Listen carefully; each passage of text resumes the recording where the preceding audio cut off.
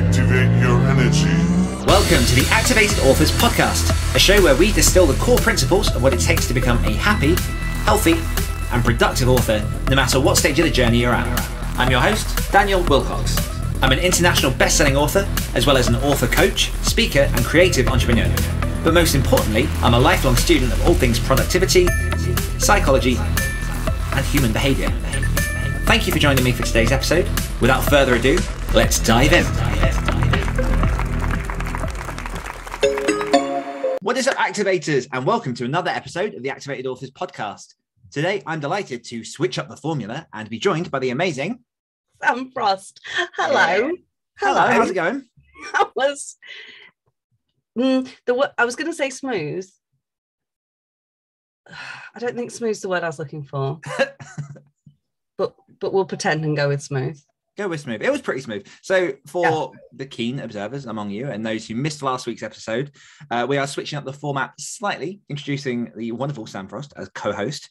And we're still going to have the interview. That's still going to be part of this. But at the beginning, you're basically going to have to deal with us rambling for like 15 minutes. For many reasons, mostly because I think there's a lot of extra stuff that we can say and stuff that I think will be helpful to people.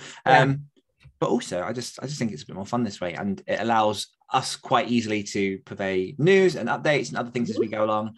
And then at the end of each interview, we'll have a little round off with each other as well about the interview itself. So, hi, Sam. Welcome to a delightful new chapter in the Activated Authors experience. Oh, thank you. That was me doing a round off. Oh, okay. For people watching on the podcast, Sam stuck her hands in the air. When I was a kid and we used to do like... This is so stupid. We used to do handstands or cartwheels. Before you would do them, you have to stand.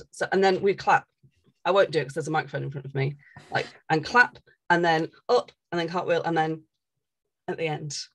That's very cheerleader, the clap, which I think will probably that'd be a useful nugget of information for next week's episode. But we won't get there yet. No, not yet. No. Sam, all right, let me ask a question to lead in what you're about to say. I think I'm not assuming what you're saying, but how are you, Sam? I am, in the most unfun way possible, moist. I am so hot. My face is wet. It's hot as underboob at the minute. It's too much. I am made for the grey skies and the drizzle and the wind and the snow.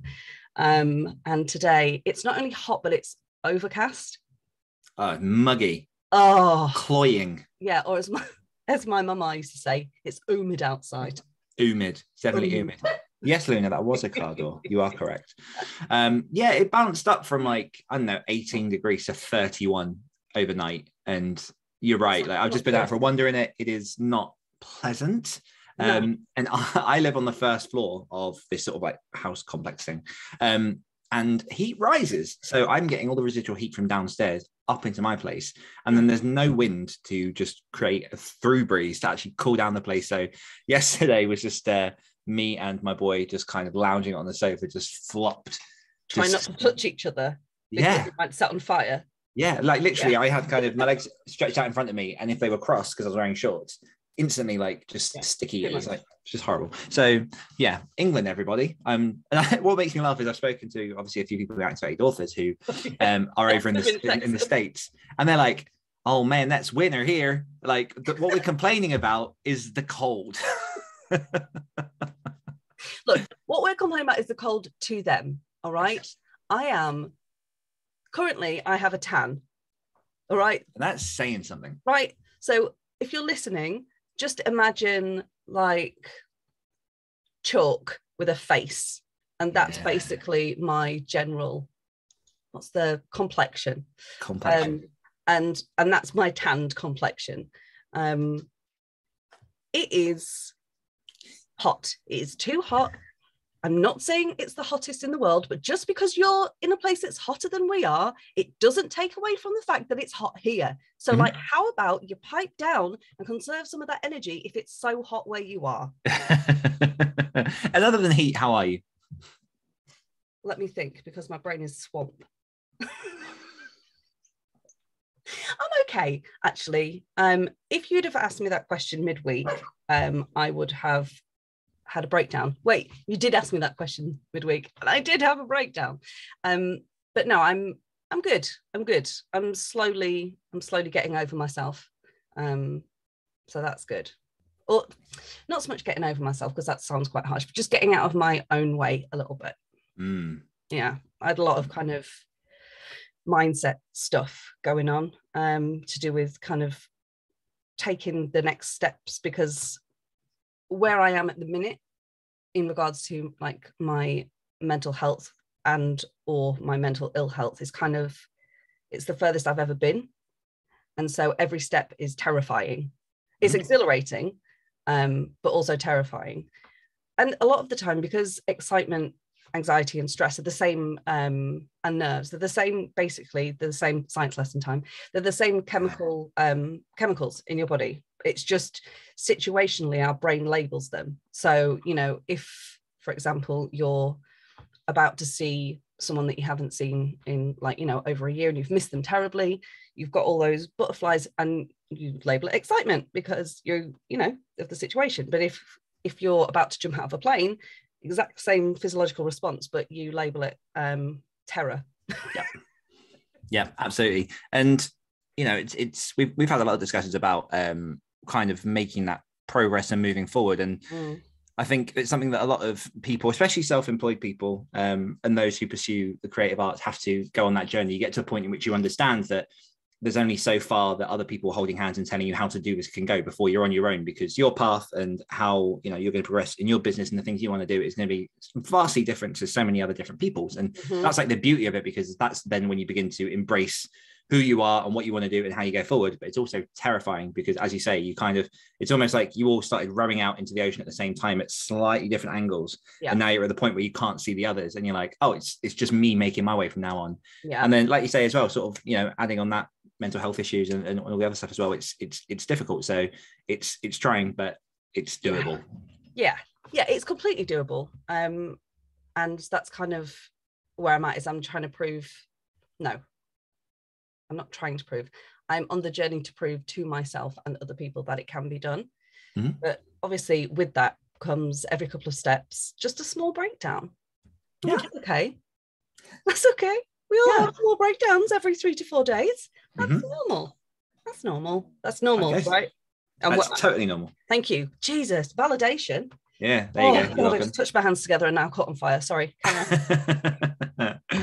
But yeah. How are you? Sorry, this is supposed to be a conversation. How are you? I guess we're still in that interview format from your interview back a few episodes ago. Yeah, I'm doing all right. I'm doing okay. There's a lot of big things bubbling underneath with me, as there always seems to be, but it's always pushing in a positive direction. So kind of on the same vein of what you were just talking about, I had a real moment last week where at the end of the week, I kind of, because it's been non-stop for about 4 weeks now with stag do's and conferences and writing and work and evening sprints and all this stuff. So there's been a lot going on. And on top of that, I'm supposed to have a life and, look after my son. And I was going to say, be a dad. Be a dad, all that kind of stuff. I took 2 days at the end of last week, actually very kindly advised by yourself. And I say advised in the sense that Sam just stop. And I was like, oh, all right, maybe I'll give that a go. And I did. And I've realized it's been so weird because essentially I know that I go at things 120 miles an hour. And there is some justification for that. Because one thing I really try and not to get confused with people is a lot of what I preach is, resting and taking time off and obviously getting that whole balance of productivity versus, life. Because there is such toxic poison in hustle culture. Yes, there are those people that are like, if you're not, driving yourself into the ground, are you really living? And I'm like, no, that's not. You're sleeping, the other person's beating you. No, while I'm sleeping, I'm not dying, dickhead. Yeah. And maybe that does work for some people. There's no discounting that certain people definitely like to have just the drive of the whip behind them and just to be sprinting. That's but I think what we have to remember is there are certain phases where certain things help you in life. So I did hustle hard to get out of the day job, because there comes a point where when you work in a day job and when you want to go full time, there is that crossover of like, you can't just stop one and start the other because, you know, financial obligations, all that kind of stuff.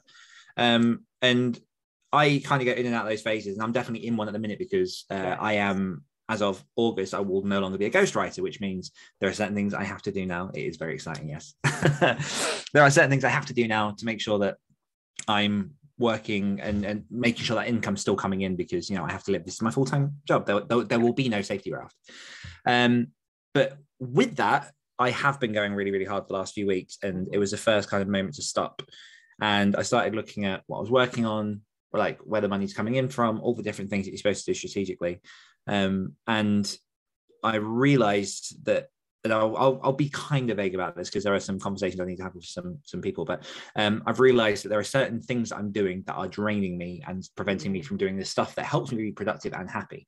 Yep. And that's not saying the other stuff doesn't make me happy, but it's saying that I have been in a position of prioritizing other people as opposed to prioritizing myself. So a very, very basic thing that has changed in the last week is that I've actually started running again. I've joined the gym, and I am recalibrating my entire diary into a position in which I feel more in control, because at the minute it kind of feels like someone will come to me with a thing and I'm like, yes, I will squeeze you in somewhere. And generally that's at the cost of myself. Yeah. And so I'm I'm trying to draw those boundaries a bit more and build the personal life stuff now that, and I'm aware that some people listening to Activated Authors, because I'm aware that I default, and particularly did in the last episode of updates, I default to just not imagining, assuming that people also listen to Next Level Authors. So a lot of the stuff I talk about, I'm trying not to be too vague on. So I might sound like I'm repeating myself with certain things at this point. But like over the last few years, I have moved out of the house where my son's mum lived, and obviously where my son lives. I have lived in a house by myself around the point where a pandemic has happened.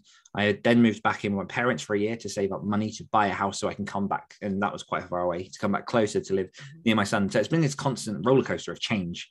And within that change has been no real grounds for stable relationship with friends and all that kind of stuff.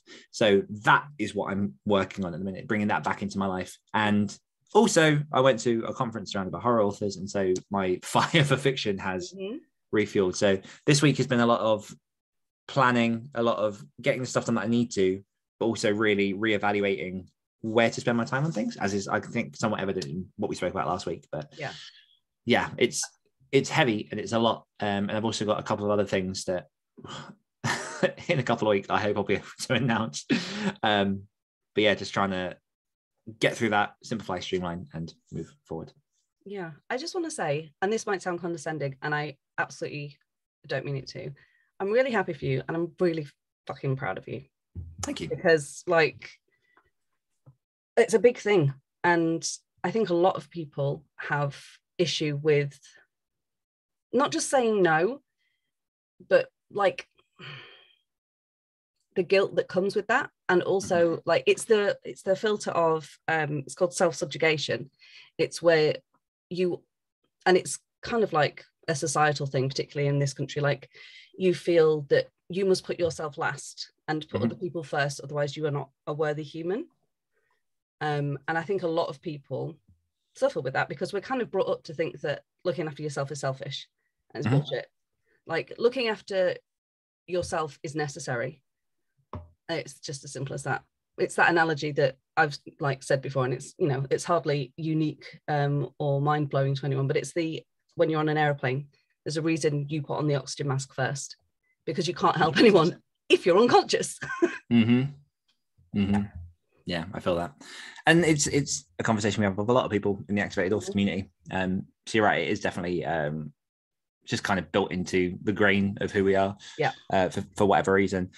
But yes, that's been a lot of my stuff. But what are you working on at the minute currently? Well, many things, but the main thing at the minute is I'm trying to oh god damn it, Wilcox, we're going to fall out because now I cannot say the word try without like hearing you in my head. I had a word with our mastermind people about the word try because I got sick of it.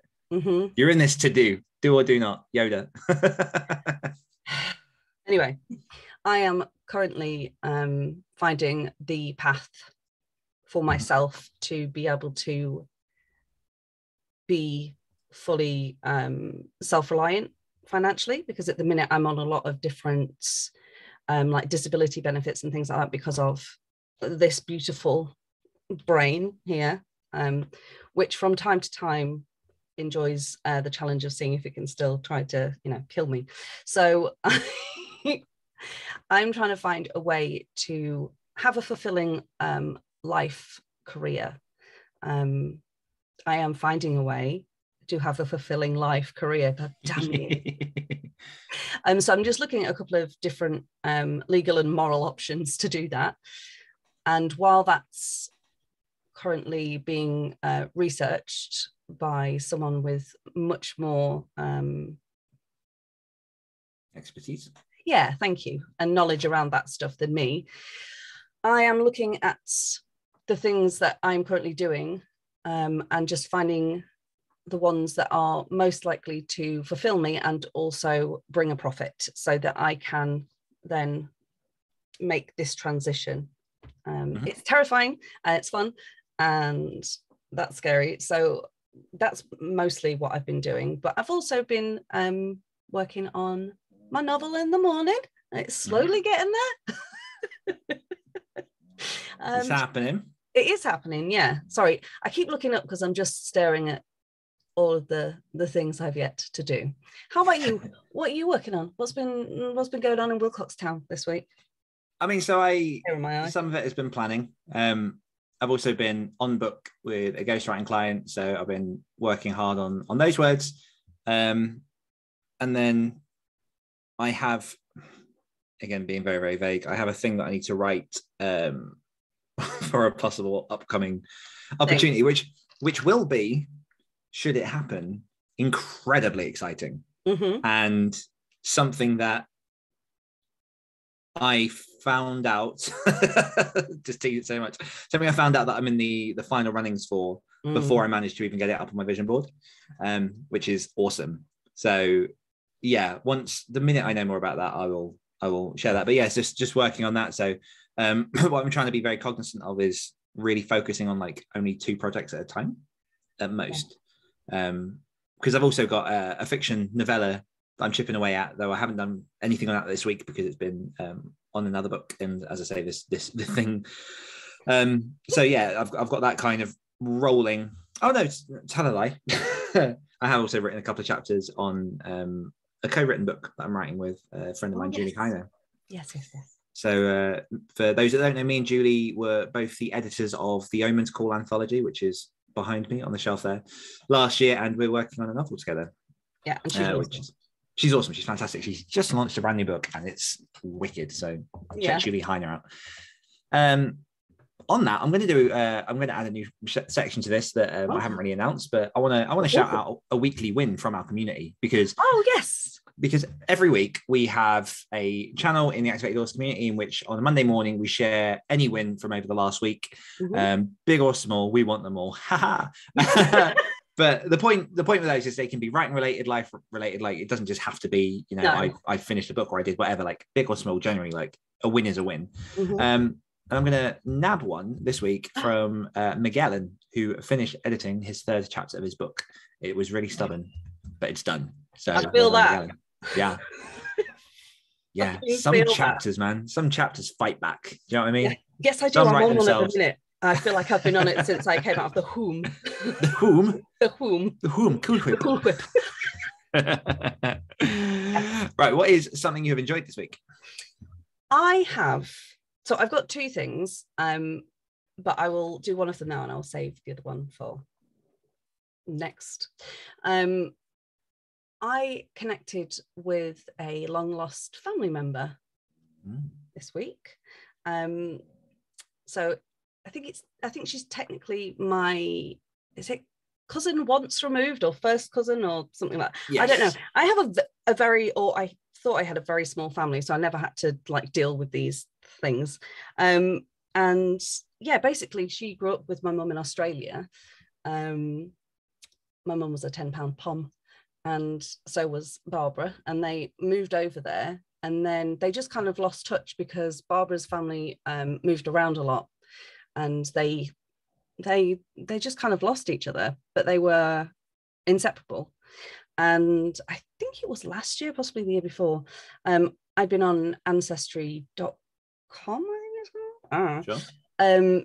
Just because I get interested about this kind of stuff. I get a little bit nerdy about things like that. And one of Barbara's other long lost something or others had been on there, and she'd found Barbara. And Barbara was like, "Have you found Yvonne?" And she was like, "No." But then she found me, and she was like, "Are you this? Is this person your mom? Is this your dad? Is this your granddad?" And I was like, "Who are you?" Yeah. I have no money. You cannot like me. And they connected, and ever since they've been talking first thing in the morning and last thing at night every day for like hours. And I've kind of been on the periphery of it, but I really got to have good conversations with her this week, and she is an incredible woman. Like, she's very inspirational. She is just gorgeous, and she is writing a memoir at the minute. I don't know, I won't say the name of it just because I don't know when there's all those kind of reveals and stuff. But yeah, and there was a line in it that blew me away. And if you are hearing this, then she said it's okay for me to say, and if not, I will just edit it out. But the line is, "For what is bravery but fear walking?" And it was just one of the most, it was gorgeous. So yeah, I like deeply enjoyed speaking to her. We were on the phone for like 2 and something hours. And like I say, she's incredible, and she's been through so much. And it was just that thing of looking at her and going, "Oh yeah, this is doable. I can do this," because not only like has she done the things that she wanted to do out of life, she's so happy. she's joyous, and she said, like, even on her worst days, she's grateful for the worst days because they're her bad days, and like no one can ever take that from her again. And I just thought that was just beautiful. Yeah, so that's me. What about you? Stranger Things 4.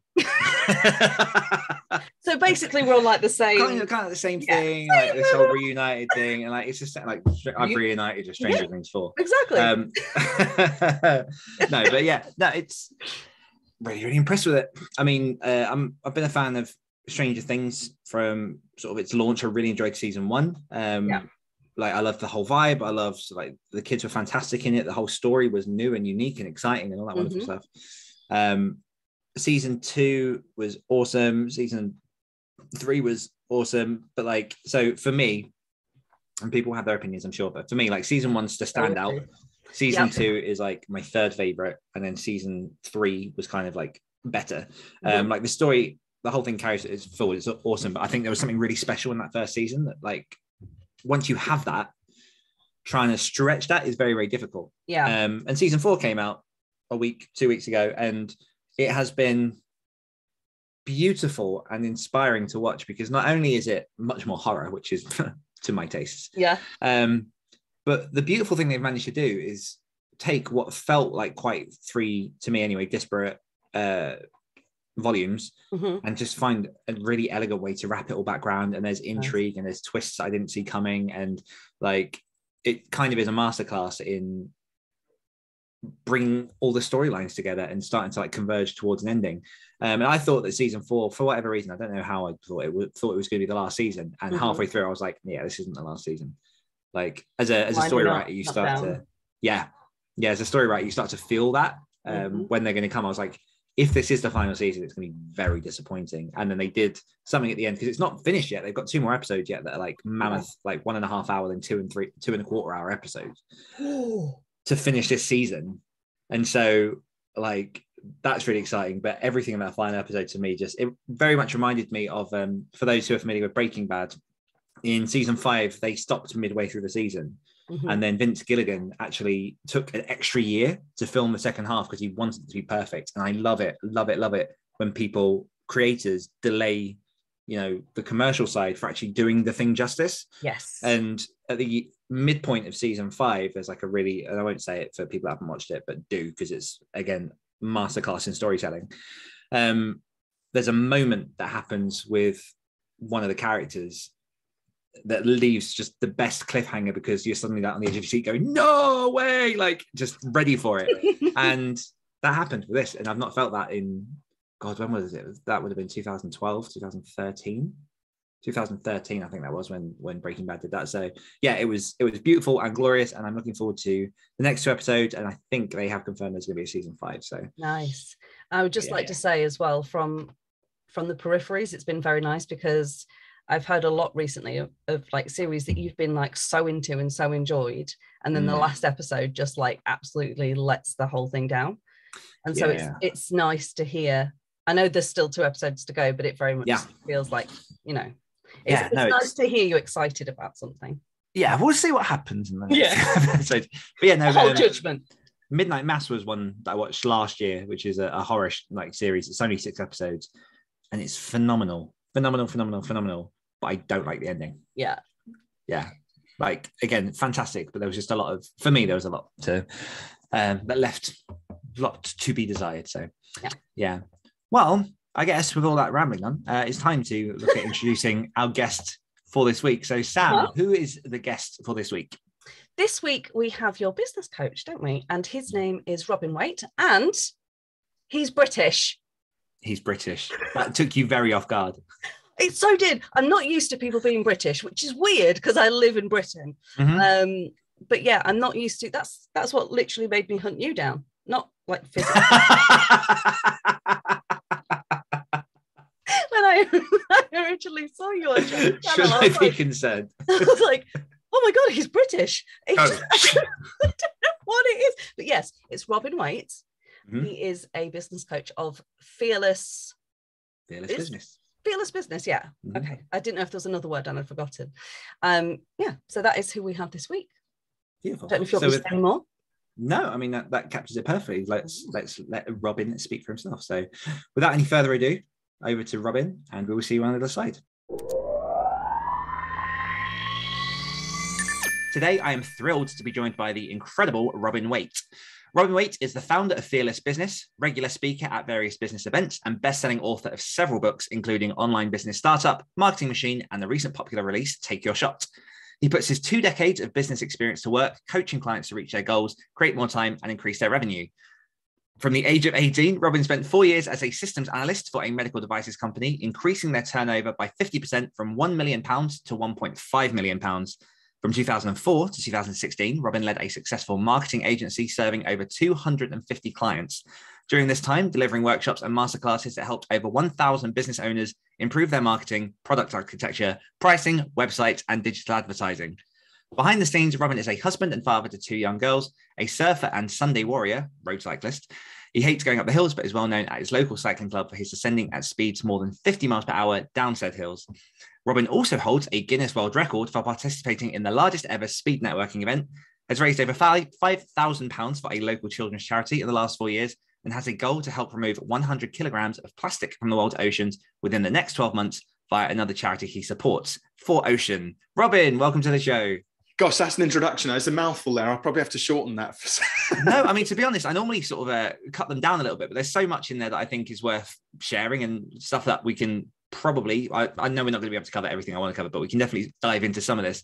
But there's so much goodness in there. And I also wanted to highlight all that stuff because I know that I've spoken a lot on this podcast and one of my old podcasts about the fact that I've gone on a journey in terms of taking on a business coach. And for people who are wondering, Robin is also my business coach. So hello, Robin. I'm very, very excited to have you on here. And we already said before we started recording, we're not sure if this is going to be a podcast or a therapy session, and we're not sure who the therapy is going to be for. So excited to have you.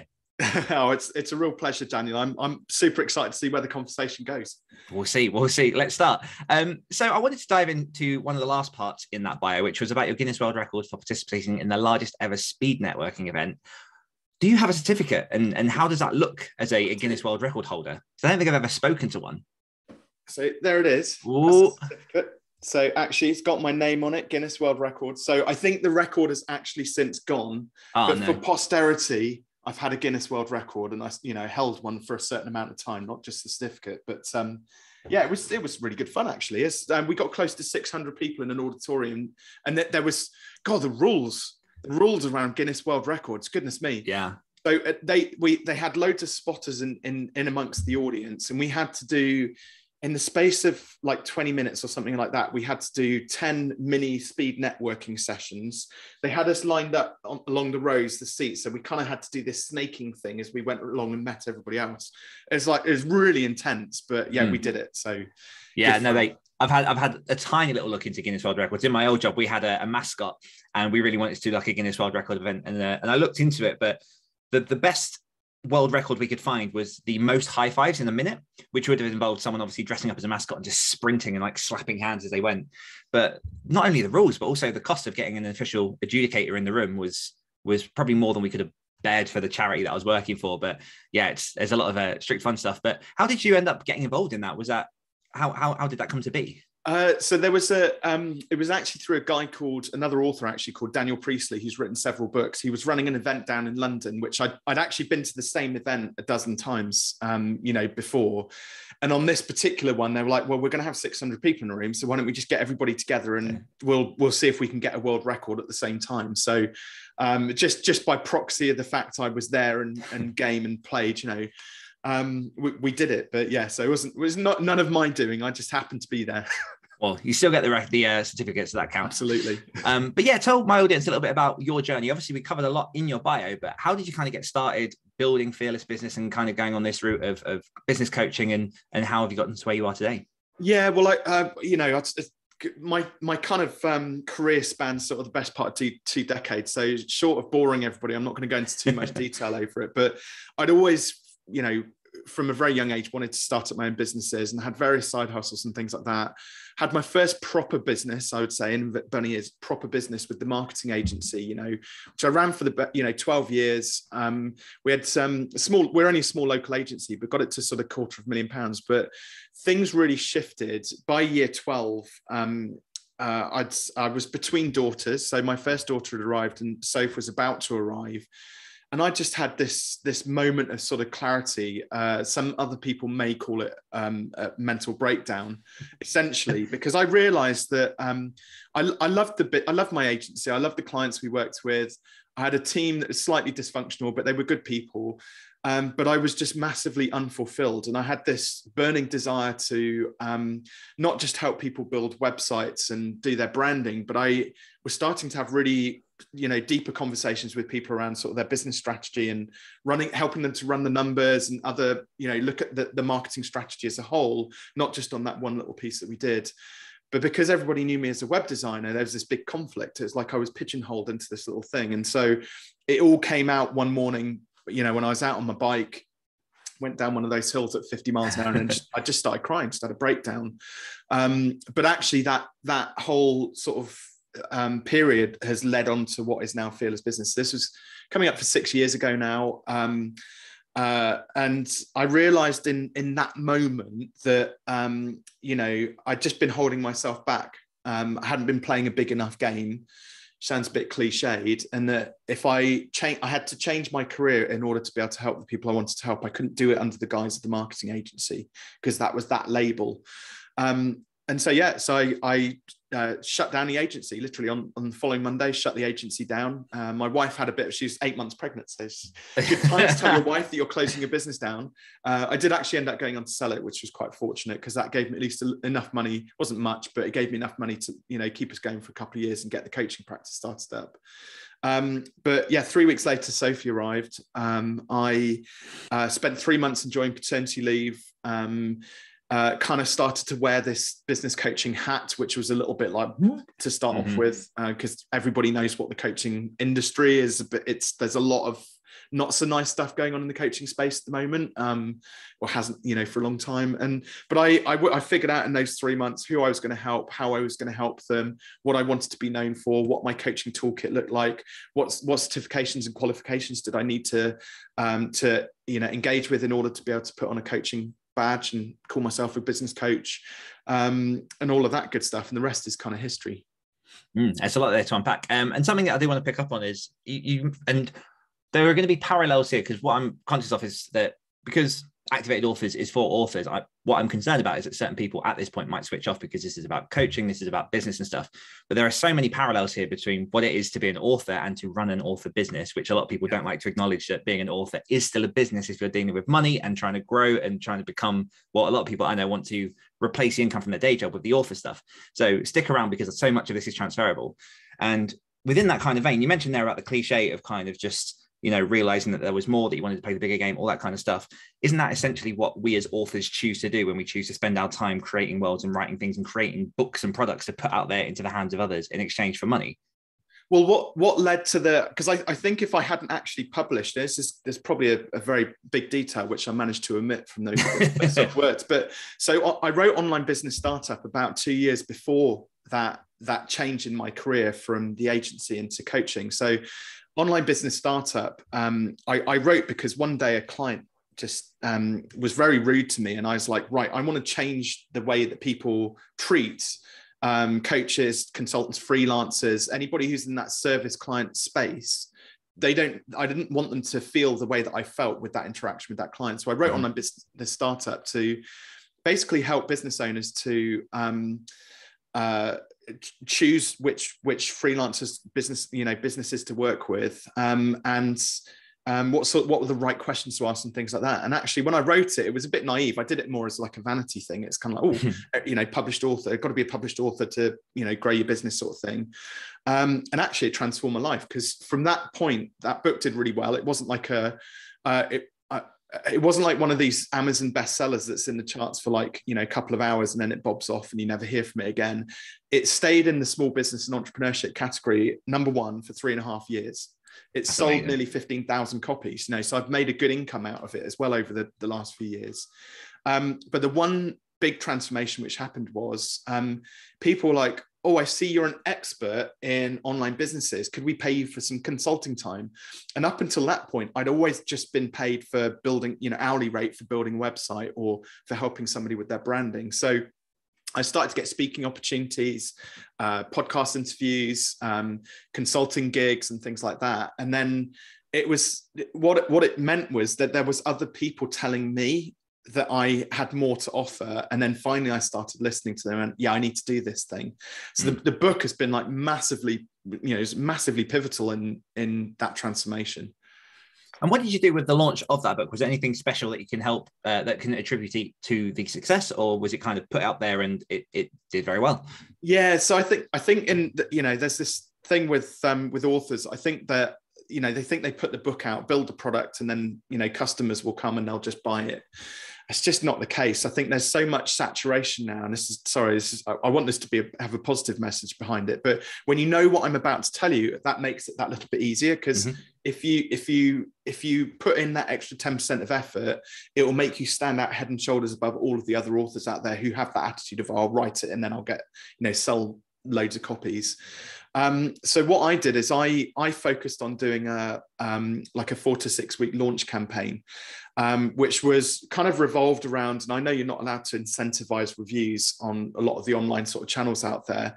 But what I did is I had this like pre-release, which I did, pre-launch, which I did. So I got 200 copies of the book printed out. I sent it out to all of my nearest and dearest friends, families, business colleagues, everybody. And I said, listen, you're getting a copy of this before anybody else is going to get a copy of it. But all I want you to do is just, give me some honest feedback. And on launch day, could you just buy the Kindle for me? Because I've given you the book. And so over this 4 to 6 week period, I'm busy packing books, sending them out, following up with people. I gathered their name, email address, and most importantly, their mobile number. And I didn't realize how important that was going to be, getting a mobile number as a part of my marketing strategy. Because what I did is I built a little SMS text message campaign around the launch. So on launch, so I've got 200 people, 200 names, email address, telephone numbers, dump the telephone numbers into Text Magic, which was the tool which I used to send SMSs. And I sent three messages. That was it. So one on the morning of the event, those 200 people saying, hey, it's book launch day. Don't forget to go and buy the Kindle, with a bit link, a shortened link in it. I sent one a bit later on that afternoon saying, hey, just a reminder, don't forget to buy the Kindle, here you go. And then I sent the third one, came out a week later, when I said, if you bought it, don't forget to leave a review. And so I got #1 bestseller on that day. I got into the top 100 on Kindle. I ended up with 100 reviews. I think it took me about 6 months to get to 100 reviews, and then about 8 months to get to 200 reviews for that book. But the key thing was with those text messages on launch day, and the stats were just ridiculous. It's like 99% open rate within 3 minutes of receiving the text, and a 66% click-through rate on the link, which I put in there. Yeah. So it's like it wasn't going to fail, and it was completely by accident. I didn't realize or plan it until 3 days before the launch. I was like, oh, I've got all these numbers. Like, what could I do to reach all of those people? Oh, there's these automated SMSing things, right? So it's all about numbers game. It was all about making sure there was a bit of a launch sequence of events that was going to happen, a campaign, and then making sure that the follow-up was there as well, because it was a combination of hitting that #1 spot in the right category on the day, but the reviews, I think, are the thing which made it sustainable. And but then also because of that launch, loads of other people bought it, and I also have the verified purchase reviews on there. So there's a nice mixture of, if you want to call it that, incentivized reviews, because they were part of the launch process, plus also now the verified reviews on there as well. Yeah, no, I think that's a much more legit approach than what I've seen, where people are incentivizing with like £10 Amazon gift cards and things. Like, I think pretty much every author that I know has that sort of advanced team, those people that they really try and sort of usher reviews from in exchange for that honest feedback. One thing I will say for the people definitely out there, because I know there'll be a few of them that are like, but isn't texting quite invasive? What would you say to those? Because I know that from my own newsletters, I tend to get anywhere between like a 25 and a 35% open rate on my fiction, 50% on my non-fiction, and then text, as you say, like 99% open rate. That's incredible. So what would you say to those people that are a bit like, oh, isn't that a bit too intrusive to be texting people and pushing people to do that? Well, I think if it's done from a genuine place, 2, if you've asked their permission, 3, if you've informed them as to like what it is that you're going to be using their number for, and the final point to this is don't abuse it. Like, if you were then like went on to use SMS for like, marketing messages like week in, week out, I think people would start to get a bit annoyed. But literally all I did was I just did it based around that one campaign. And I've since gone on, I did the same approach with Take Your Shot, but I reactivated and rebuilt a new list just for Take Your Shot, for example. So same process, but again, there was about how many years? 3 years difference between the two books. So I felt that if people have changed their numbers and things like that, it wouldn't be fair just to blast out to that same list. So yeah. if you don't abuse it, I think it's absolutely fine, and it's more of an invitation, because they could choose to ignore that message or delete it or whatever. And, the chances of anybody marking it as spam, especially if you've asked for their permission, is like nil. And you mentioned when you started to look into the foundation of Fearless, within 3 months, you knew all the different cogs and things of who you were aiming for, how you were going to get that running. Was that a similar approach you took with that book? Did you have a specific person in mind when you were writing that book? So Online Business Startup, this is probably the one biggest mistake with Online Business Startup, because it was kind of more vanity just to get a book published. I didn't really have that strategic thinking with the book in place. And so the challenge was then when I pivoted into the coaching space, Online Business Startup actually wasn't really as relevant. So people were still asking me about website and branding related work. And I was like, don't really do that anymore. But that's where the big shift happened with Take Your Shot, because that's when I did become very, very commercial, very strategic with the writing of that book. One of the biggest bits of feedback I got from Online Business Startup was brilliant book, super helpful, but it's like a very dry how-to book in the way that it's written. And so people had to chunk down like them taking, so they'd like read a chapter, get the value, implement it, and then they have to read chapter 2. And it would take them like weeks or months to get through the book. So they said, great book, but just hard to read in that respect and implement it. And so when I came to writing Take Your Shot, like the criteria was very different to Online Business Startup. One, absolutely make sure it's aligned with the coaching business. That was massively important. But the second thing was I wanted it to be a shortish sort of read that was really easy, frictionless for people to kind of get into. So I ended up writing it as a story, a fable, if you like, about this business owner who was struggling with their business. He meets this coach, and then lo and behold, coach takes him on just like hero's journey, but with a coach and a golf pro, basically. And you don't have to be interested in golf, by the way, for the book. It's about focus more on the business owner. And so, like, the amount of times I get messages now where people are like, God, I read Take Your Shot, it's absolutely brilliant. I totally got absorbed into felt like you're writing about me, and I couldn't put it down once I picked it up. So it's like, 100 pages, so it's like a nice, accessible, easy business book to read. I love that. There's a lot of parallels between kind of where I'm at with my journey, because I've done 2 nonfiction so far. Well, yeah, 2 that were my own. Number 1's Collaboration for Authors, which is basically an expunging of content that was almost like an experiment to understand nonfiction for myself. Number 2 was Self-Publishing Blueprint, which was kind of my how-to book, in which I'm obviously going through all the cogs and bolts of how to self-publish a book. And the one that I'm working on at the minute, which is all about productivity and sort of activating and living the author life, which is obviously Activated Authors, is a lot more in line with the business that I'm obviously operating at the minute. What I will say on Take Your Shot, you're right. Like there is that kind of like fable style, and I really enjoyed the parable story that kind of goes along with it. And it was actually the reason that I got in contact with you was because you were on Entrepreneurs on Fire with John Lee Dimmers, and you were giving away a copy for free. And kind of some of this that I'll say we'll link into a few future questions, but you sent through this book, and I thought, I'm just going to get a book through from Robin that's just Take Your Shot, just delivered in the mail. And it wasn't just that, it was Take Your Shot, and it was signed, and you'd written in there because you'd been on my Instagram, and you'd kind of like gone like, oh, you're doing amazing things, like, good job. And I really liked that kind of personal touch.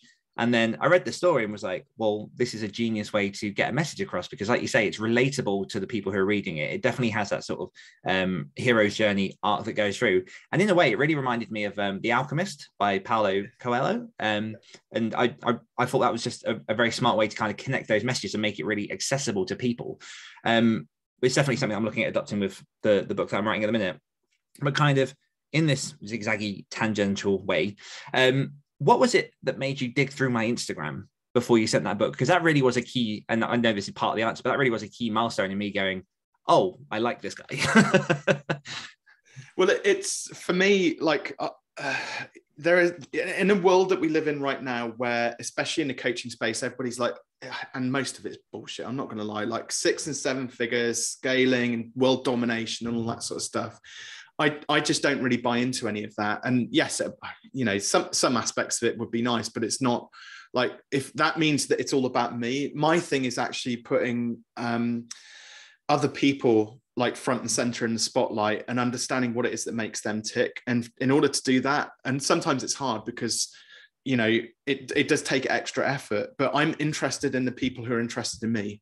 And that's simple stuff, like just taking the extra few minutes just to go and follow them on Twitter, Instagram, TikTok, whatever. Go and just watch a couple of their reels, go and see what it is that they get up to and stuff like that. I'm like, oh, this could be interesting. And I never really look at it from like it's not from my perspective. It's great that we've ended up working together. Like, don't get me wrong, Daniel, but I have a lot of, a great network of business owners that I work with. And I'm also like, what's in it for them? Like, if I don't work with Daniel, well, could Daniel work with 1 or 2 of my clients to help them through some of the projects which they're working on, for example? So for me, it's like, it's a no-brainer just to go and do a quick bit of research when I can find people's contact information and just see what they're all about. And that was really what kind of drew me into the coaching aspects of stuff, because as you say, it never felt pushy. And if anything, after that book came through, we jumped on a conversation. We just had an hour chat about stuff, and you very, very kindly offered just advice in that hour and sort of some suggestions. But there was never a push to become my coach or to do anything like that. And actually, when it came around to looking for coaches, what I was looking at, or what I thought I needed, was a lot of sort of life coaches and success coaches and all these people that sort of dealt much more in the sort of etheric, the wrong word, mindset sort of space. Yeah, all that kind of stuff. And I kind of, in that moment, was like, oh, I've chatted to Robin a couple of times about this. And obviously I knew you were a coach and looked into it. And I know that I've told you this before, but having that conversation with you, it became very, very apparent that actually what I needed was the kind of like business acumen and the structure and the mindset around things like finances and pricing, because I'm not business trained. That's the one thing that I've kind of stumbled through for the past however many years. Like, I've essentially been an entrepreneur for almost a decade. I'm not business trained. And I'm at the point where the scales have tipped into what I'm doing, and it has become a need to be able to look at that stuff. And so I kind of say that with the mind of people listening to this podcast. Again, as authors, we might not necessarily think of it as a business, but it is. And having that basic business acumen is key. I mean, what is it that you feel that you find lacking in authors and the people that come to you that are looking for this kind of advice? Is there sort of a universal, general starting point that a lot of people feed from? So most people, when they're well, it's the same for both authors and for business owners, and in some cases they'll be one and the same, but they feel that the goal is to go and collect customers, right? So I'm going to go and sell as many books as I can, or I'm going to go and do some marketing and gather as many clients as I can. And the reality is, though, that doesn't create long-term sustainability within a business or even as an author. Because the thing is, if your book's going out and it's not being read by the right people, what are they going to do? They're going to leave negative reviews, or not necessarily negative, but not as positive reviews. They're not going to recommend it to their friends or colleagues or associates, right? So and with business owners, it's the same. They think that it's a matter of, I'm going to build a product and then I'm going to get out there and get it into as many people's hands as possible. But I would just, a slight tweak to that is get it in as many of the right hands as you possibly can. And the second thing is just that on the pure business skills side of things is just understanding the numbers. Even as an author, I mean, I'm slightly fortunate that I there's still a part of me which feels I probably lucked out a bit with Online Business Startup. Right time, right place, right categories. Right, I did the launch, which was partly design, but partly luck, things like that. And actually, I've ended up making a good living out of it. Probably out of my books, I've probably over the last 7 years since I published Online Business Startup, maybe made probably close to 100K, I'd say, or more out of my publishing work. So across all of the books, and even still now with minimal effort, I'm making probably £500 to £1,000 most months with the book side of things, which is, I know that probably puts me in like the top 1% author wise, but it was from the fact that I realized then the books needed more to support them than just the books themselves. So that's where it comes into, well, when you write a book, what's the purpose of it? Well, one, it's to entertain and educate, okay, first and foremost, but two, especially in the non-fiction space, it's there to help people. And so you don't just read the book and then that's it. Like there's always another step beyond that. So it's just making sure that then there is a journey that doesn't just end, it carries on for the reader.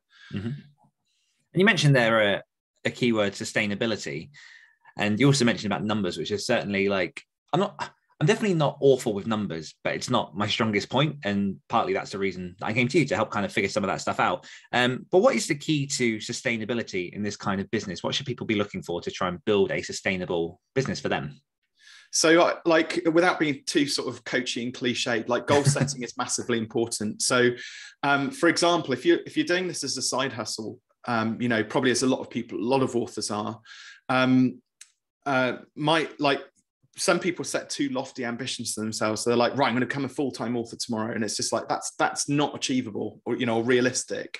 But what might be realistic is that maybe if you need to replace some of your income so you can drop down to maybe working 3 or 4 days a week, so that you can then start to enjoy the author sort of lifestyle and having time to write the book, and it not feeling, especially like, as people get older and you start to have families and other commitments and things like that, those sorts of things, that carving out that time becomes harder. So you need to take it out of the working week. So if you could just plan to write a book and, maybe make sales like I do, £500 to £1,000 a month, all of a sudden you start to get freedom of choice. So you can start to say, right, I'm just going to take an extra day or two off a week now to focus on becoming a full-time author, so to speak. And then so that's goal number one. How can we turn this sort of, let's go from full-time work into part-time work and making a bit of extra income. Second goal is what I call getting funded. That's the point when your work, which you do around your, let's say, authoring or your business, then replaces your full-time income. So that might be 2.5, 3, 4K a month or something like that. But at that point, I suppose there's a word of caution that probably the book isn't the thing which is going to make you that money. It's then coming up with a concept for a business. Could it be courses that you do? Could you build a speaking portfolio off the back of it where you get paid to go and speak at events, for example? Could you run a coaching practice where you mentor people on the side, if you like, so that it's starting to then think multiple streams of income in order to hit that initial getting funded, and then, but the other nice thing as well is along this journey, you still don't have to be necessarily specific. Okay. That sounds really counterintuitive. When you then want to go to dream income stage, let's say 10K a month or something like that, that's when you need to be specific. That's where you need to create one product which solves, one specific problem or solution for one specific audience. And that's when you can then start to charge a lot more money for what it is that you do. It means that you get known for doing one thing really well. And it means that you can then start to create a bit of scalability, and, it becomes more of a proper business at that point. Yeah. Excuse me. Think about it, £500 a month for most authors is actually achievable. So if you price your book right on Amazon, you make £5 a paperback. And if you can sell 100 copies a month, you're there. It's actually really achievable. But it's knowing that you're going to have to front load a lot of that work in order to get those first, downloads and, purchases rolling before then you can start to, and then straight away, if you add into that, you sell 100 books and then somebody comes along, wants to pay you £500 for a speaking engagement, like once a month, you're making £1,000 a month. This stuff's not rocket science. It's like, let's set a goal, but let's keep it really simple. Yeah. This is something that I really like about working with you, is you do take these cloudy thoughts that are in your head, and it just clears away the dust and goes, actually, this is simple. Like, obviously you looked at my business and went, if you do X, Y, Z, this is the result. And you sit there and go, oh, actually, like, it's really simple when you put it like that. Obviously, you need the work and everything to make it happen, but the end result can look very, very simple. Has your financial mindset always been this kind of positive, or has that been something you've worked on over the years? Because you do seem very, very just keen and eager with numbers, and that's certainly something that I love learning. Numbers. Yeah. I'm a massive geek when it comes to numbers. I'll sit and do a Sudoku in my spare time and stuff like that. Nice. Solve problems with Rubik's cubes and stuff. But no, from the age of, okay, here's a bit of a home truth. Here's where the therapy starts, Daniel. Hey. So my parents always argued about money. Okay. And so from a very early age, it was, whether consciously or subconsciously, my goal was always to become self-sufficient. I didn't want, because I saw the challenges and problems my parents had with money. I didn't want that to be a problem for me or to rely on my parents. So from the age of 13 up until 17, I did a paper round. Okay. And out of those 4 years, I think I missed 1 week where I fell off my bike and really seriously hurt myself. Because it was icy. And even then, I had to get my mum to drive me around to go and deliver the papers. It's just, but that money was my money. And so from that point forward, I became very focused on how can I be self-sufficient, like, £30 here, £50 there. And as you get older, like it's more like £500 here, £1,000 there, and a bit older. And it's like £5,000 here, 10 grand there. The numbers get bigger, but the principles stay the same.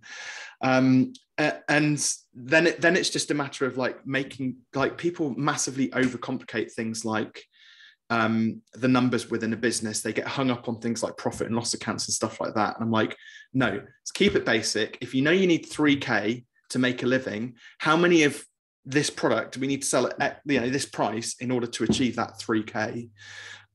So those things don't need to be complicated. I think has that answered your question? Yeah, I mean, it's definitely that journey, and it's something that. So I was the same. I got a paper round when I was 13. I've always kind of tried to figure out why, because I'm always careful to talk about family, but I'll just say my brother wasn't really like a money guy.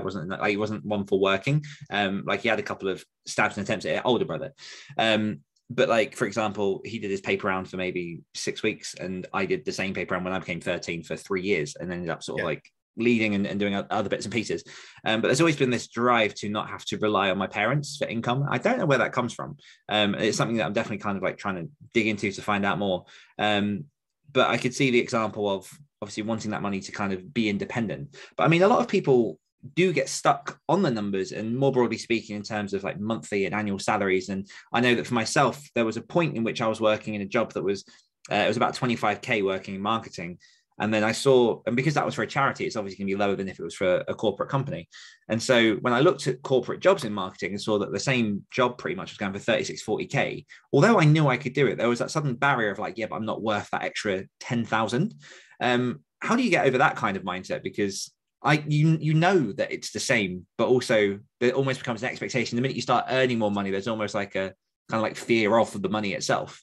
Yeah. So again, with that, I'm not going to, don't need to go into the whys and wherefores necessarily of sort of what went on in your past, but what it comes down to though is asking yourself a question like, what am I comparing myself to? What am I measuring myself against here, and why?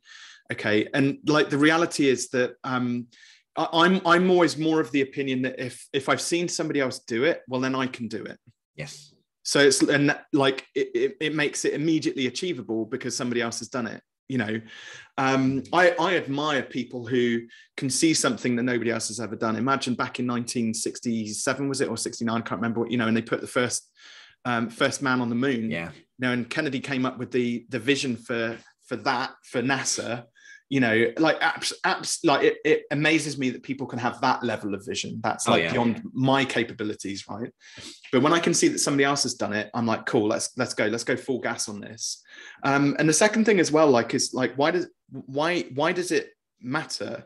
Why do we put ourselves under so much pressure thinking that we can't do it? It's just because like the thing is, like, here's a little secret, Daniel. Like, nobody actually cares about Daniel. Nobody else cares about Daniel because they got their own shit going on, right? So that self-imposed rule that you kind of placed on yourself that, oh, am I really worth it?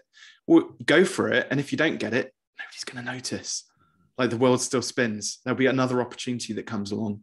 So I think it's just like we just set arbitrary rules on ourselves, arbitrary limitations. Yeah. It's something I see so often as well, is people automatically presuming that people aren't going to pay for the product or do whatever. And I've been teaching this to a lot of my clients, is that, my ethos has always been, if you don't ask, the answer is always no.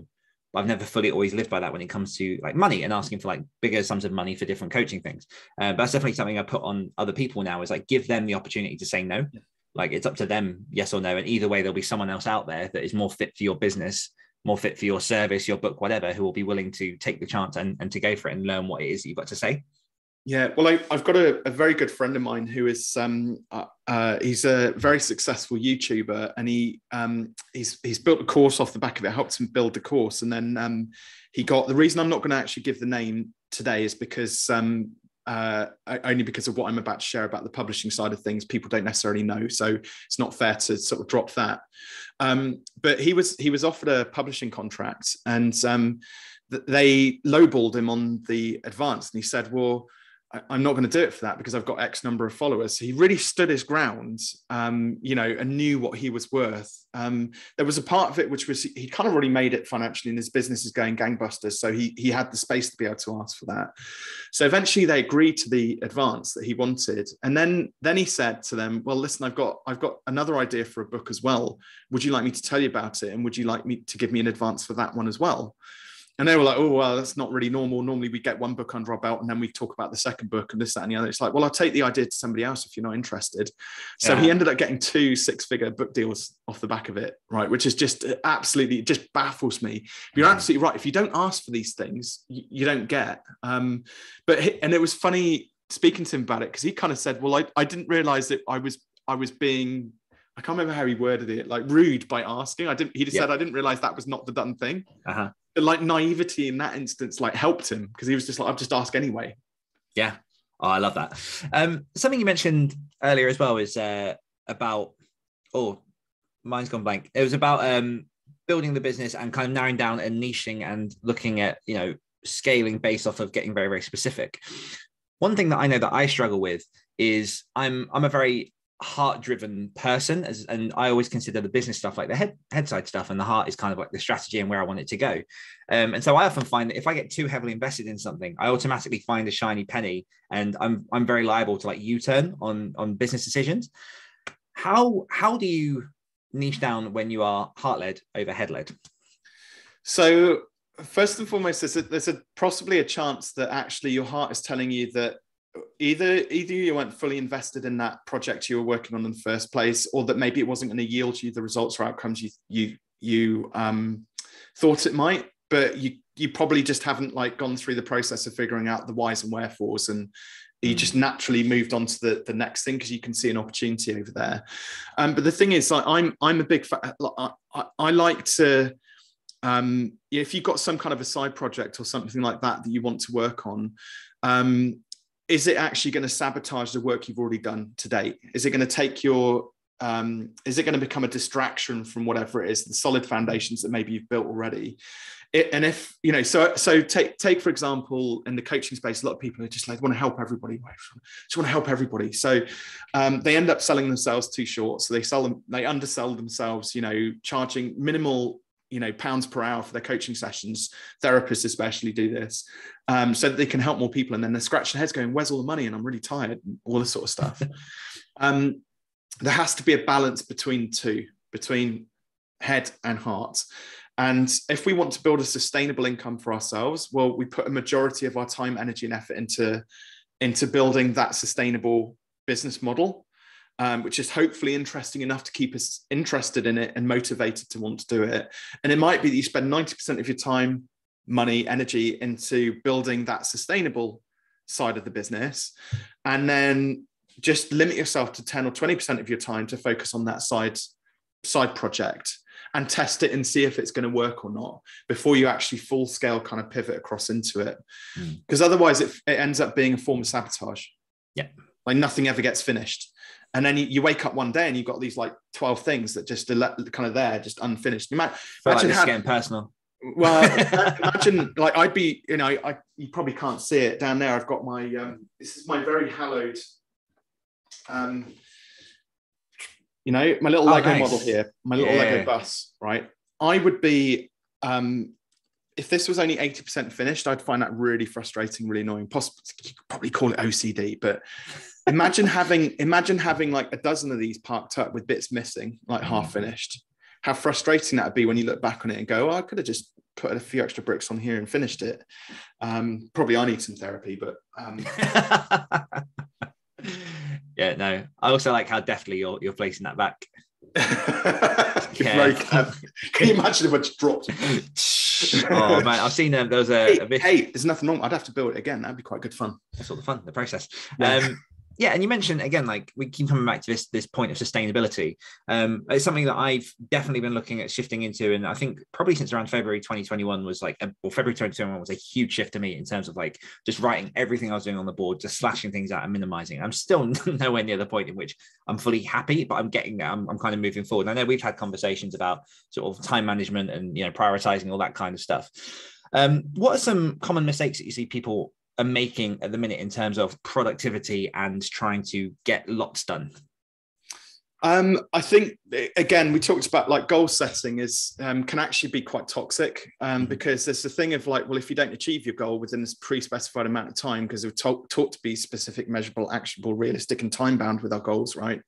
But it can be quite demotivating and demoralizing if you don't achieve those goals. And I think like we do live in a very busy, noisy world, and especially with what's, it'd be remiss not to nod to what's happened over the last couple of years with COVID and everything that's going on at the moment.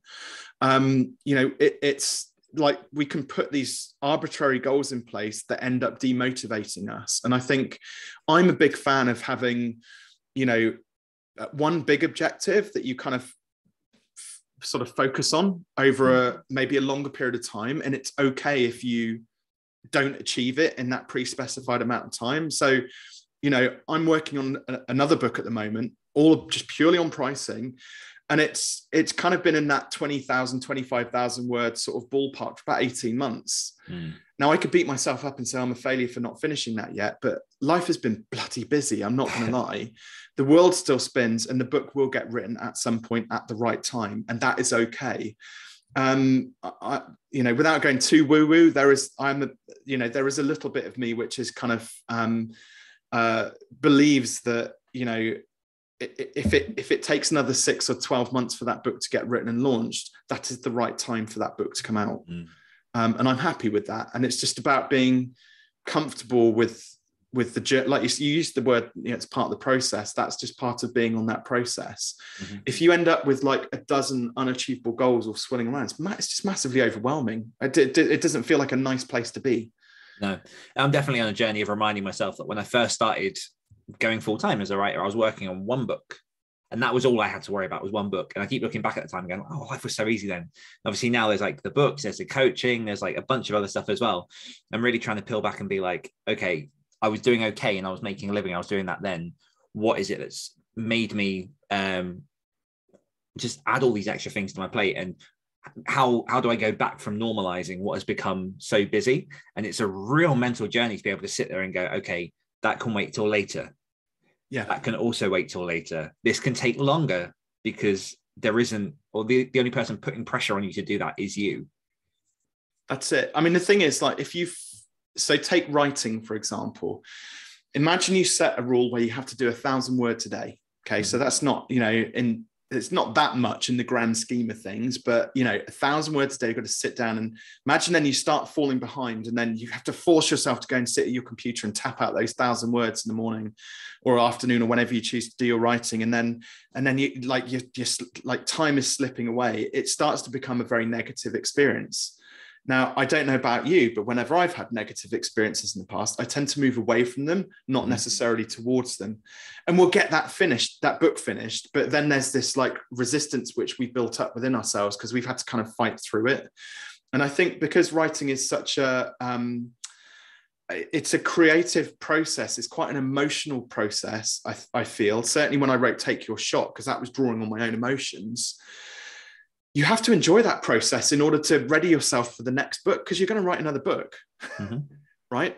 And if it's been a negative experience, why would you want to write another book when it's been a negative experience? So I just think that kind of sometimes being kind to yourself, writing when you feel in the mood for it. And, I find when I'm really inspired, I'll knock out 5,000 or 8,000 words like in a day when I'm really like inspired to put pen to paper.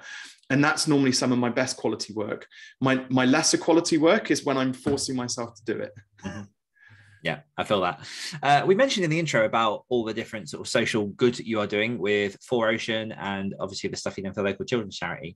Why is it important for you to be making social good with your business? That's a really interesting question. So for me, it's a lot about congruency and alignment. And so, making sure that what I do is aligned with who I identify as, basically. So, for example, recently I hadn't surfed for several months. This is the back end of last year, and in part because the water just gets a bit cold after sort of November, December time. But I was like, how can I put that on my profile that I'm a surfer when I'm not actually doing anything towards surfing? Like, how can I identify as that? So that's where things like 4Ocean come in. So if I'm a surfer, I need to make sure that I'm giving something back to the ocean, when I'm using it. I think that's quite important. But what other activities am I doing to align with being a surfer? So I was like, right, I need to book myself into the wave down at Bristol. So I'm going to get back in the water. I'm going to do some swimming to warm up, and I'm going to book a couple of days off to actually go to the ocean and swim. I can't also be a spectator. I can't go and swim around in the sea and see all this plastic and crap in the ocean and either not do anything about it. So I'll take a bag with me and fill that up, leave the world a better place, the place a better place than when I arrived at it. But also there are people who are making a nice living out of me donating money to 4Ocean. And so who are cleaning up the ocean and getting paid for it. And there's this whole like circle of good going on. It's just something personal and important to me. Yeah, I love it. It definitely reflects on sort of the character and what I see from you in our interactions. I have two more questions before we round off for today. Normally I ask because we get a lot of sort of fiction authors primarily on the show, we ask, why do you write? I kind of want to twist that with you and give you a chance to also highlight your business a bit, which is, what does it mean to be fearless? So first of all, a lot of people mistake the word fearless with being reckless. It's completely different altogether. The reason I chose fearless is because it's about fearing the things in business ever so slightly less that are holding you back from achieving your goals. So it could be something very simple, like publishing a book, for example. It could be standing up on stage and doing a 60-second picture, or heaven forbid, a speaking engagement, a keynote for something. Because there are certain things that we need to do as business owners, and there'll be certain things that your authors know that they need to do in order to make their book successful, their authoring journey successful.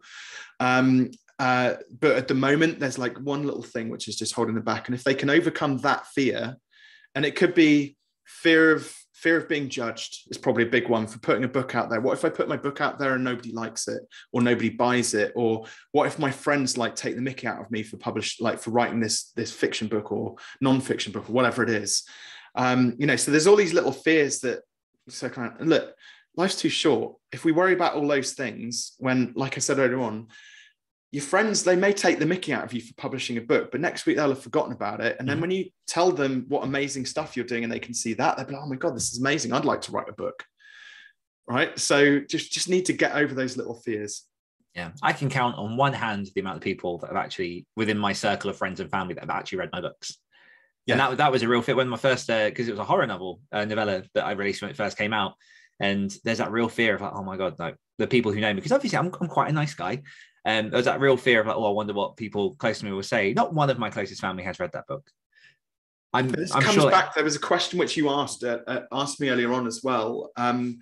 This is a thing where you have to be comfortable in your own skin doing the things which you do because it fills you up, not necessarily because it fills other people up. This is for you, and it's okay. You can do what you do without it being egotistical or arrogant. And that's all right. I love it. So the final question actually comes from one of our previous guests, because each week we get one of our guests to ask a question of the following guest. And this question comes from Philip Duncan, who says, I believe in going all in. If you want to take the island, burn the boats. So my question is, how do you approach your business, safe decisions or risky ones, and making sure you're serving the right people? So first of all, I kind of love the concept of burning the boats. However, it's incredibly risky. I'm actually much more of a fan of, there was a guy called Eric Ries who wrote a book called The Lean Startup, and he talks about creating a minimum viable product. So a minimum viable version of whatever it is that you're doing.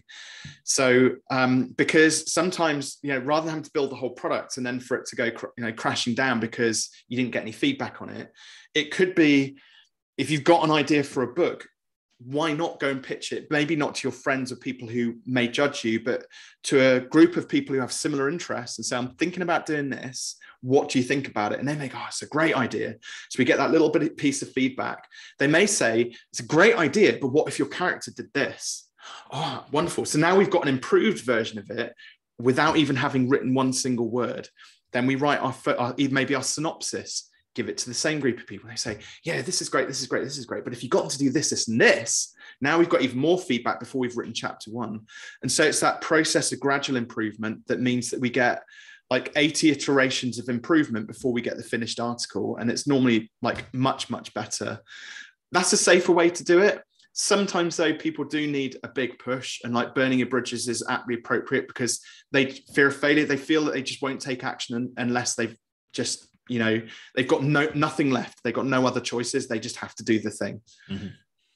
Like when you burn one of your old businesses and just start a brand new one 3 weeks before. Yeah, just go and tell your heavily pregnant wife that you're closing the agency down in 2 days. That's your sole income. Brilliant. What a way to bring that full circle.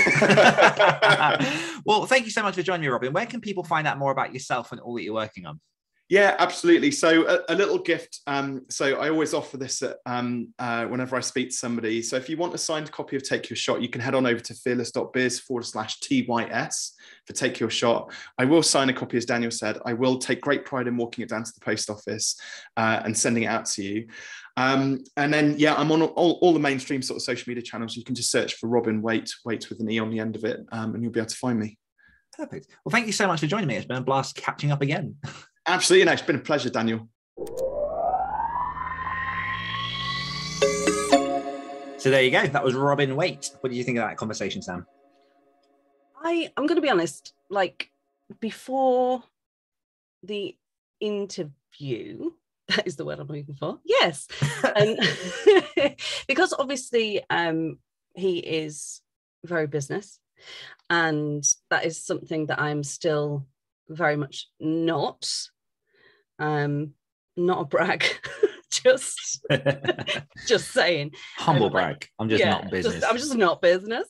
It still kind of makes my tummy all knots and stuff. I was a bit worried that like I might not either get something from it, or it might just kind of like trigger my business.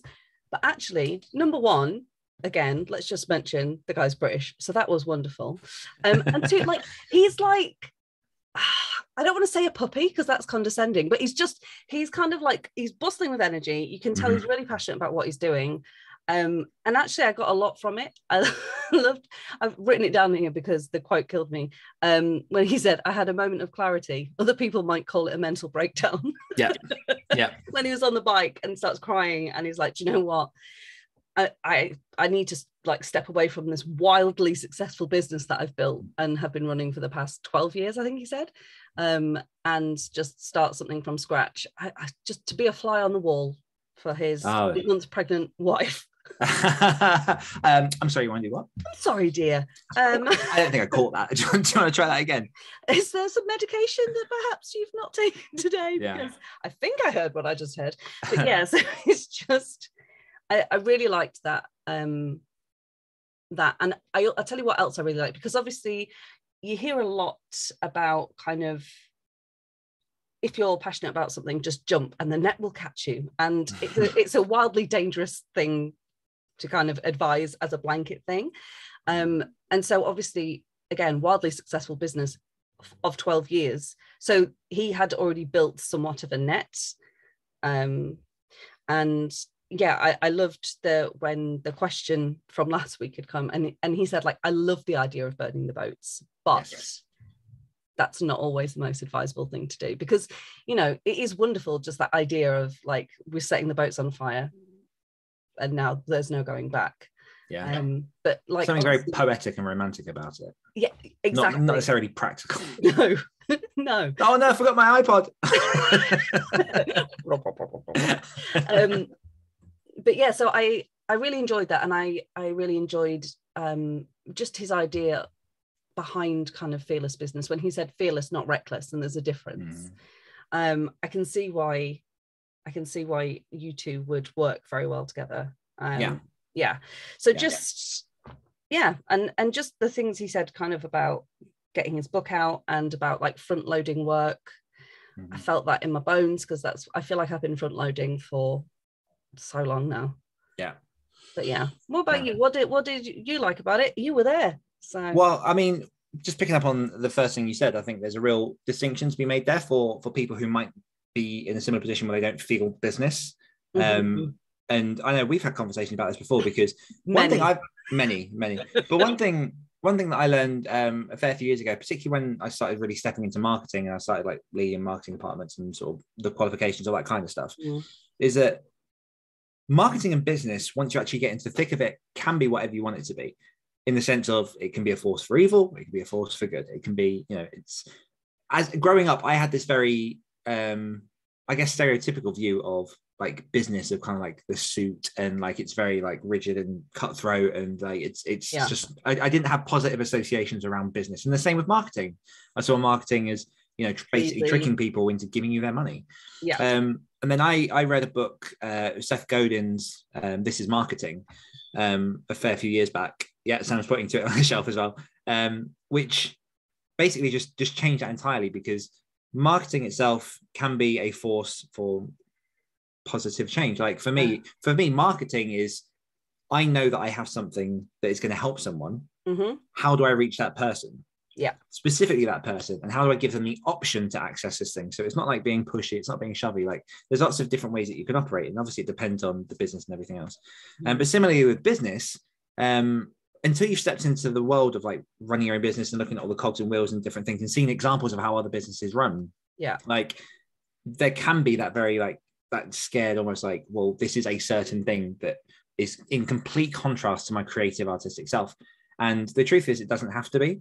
Like as you build your business, like it is an art, and you build it for you. And that's one of the things that Robin has kind of given me through osmosis. And one of the things that he kind of like touches on a few points there is that, you know, the first business he built, like say it was successful, it didn't serve him anymore. So he cut his ties and he made that decision, not easily.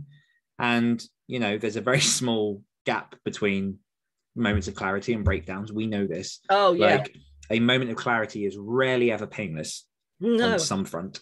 And so he did that. And then, you know, I'm not going to go into the mechanics of his business as I know them, but he has built his business in a way that works for him, that optimizes on his energy, that serves in the best way that he can, that works in a model that is manageable around his life and his kids and everything he wants to do. And I just think for me, that's such a beacon of inspiration. And, you know, he works hard and he's earned his place absolutely over like decades of doing this stuff. But as I said in the interview, one of the reasons that I was really drawn to him was that there was that really practical, tangible side of it. Like I really thought that I needed accountability or some kind of like mindset shift or someone like to help with that stuff. This conversation. Yeah. And what I really needed was just tangible, practical steps and someone to critically look at my business. Because what I realized is the business that I've built, I've done it myself. And I've never really had like a review or an outsider. It's kind of just been like, oh, this is working, I'll do more of that. So to have someone look at what you're doing and to go, oh, using my experience, this is what you can do. And then, you know, bits within there of like money mindset, that's huge. And actually sort of giving people the option to say no and like standing up for what you're worth and things like that.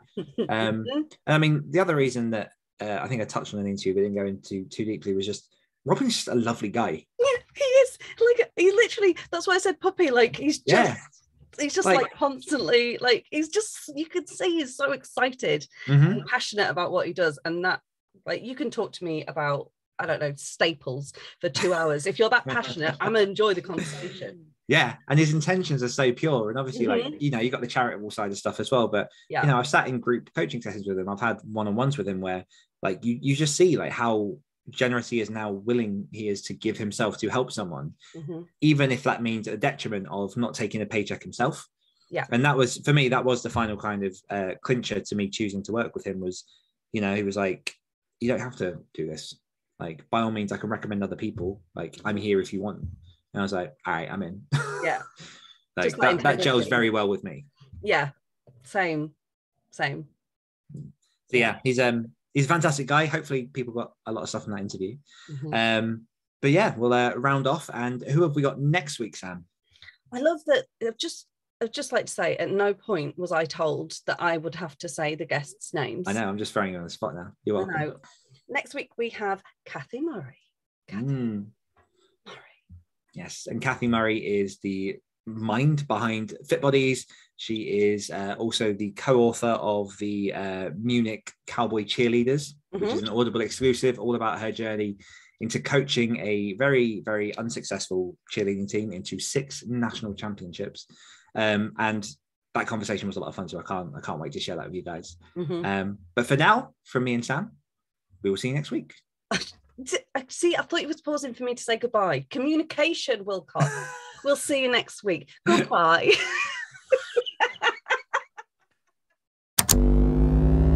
Activate your energy.